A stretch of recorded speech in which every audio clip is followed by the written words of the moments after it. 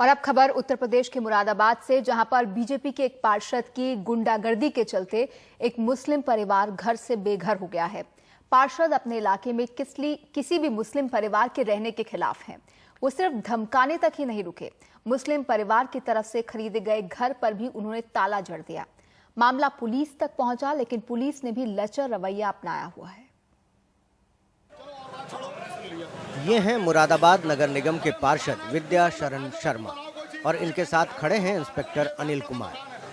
BJP के इस पार्षद की दलील है कि इस इलाके में चारों ओर ब्राह्मणों के घर हैं और यहाँ इस मुस्लिम परिवार को कैसे रहने दें।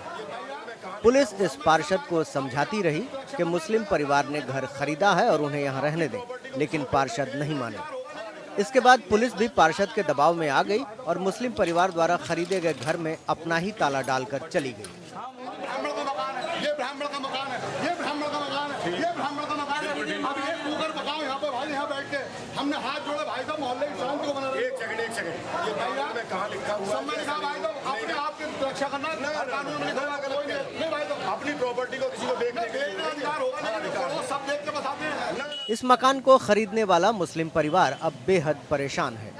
बीजेपी पार्षद विद्या शरण शर्मा उन्हें मकान में नहीं जाने दे रहे और पार्षद ने अपने ताले भी इस मकान में लगा दिए हैं।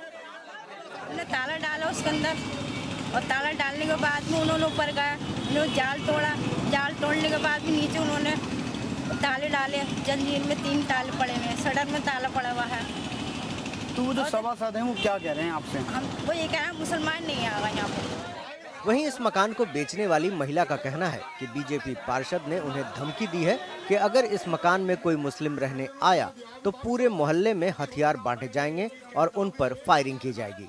परसों की ये वारदात है, कल फिर आए, फिर वो खड़े रहे। सब लोग क्या कहते हैं, सब मोहल्ले वालों को एक मतलब दिया जाएगा, पिस्तौल दी जाएगी। जब भी कोई ये मुसलमान आएंगे ताला तोड़ने, हम उनको फायरिंग करेंगे। इस पूरे मामले में पुलिस की नाकामी साफ दिख रही है। हालांकि पार्षद के खिलाफ एफआईआर दर्ज कर ली गई है, फिर भी इस मुस्लिम परिवार को मकान पर कब्जा दिलाने में फिलहाल पुलिस को सफलता नहीं मिल रही।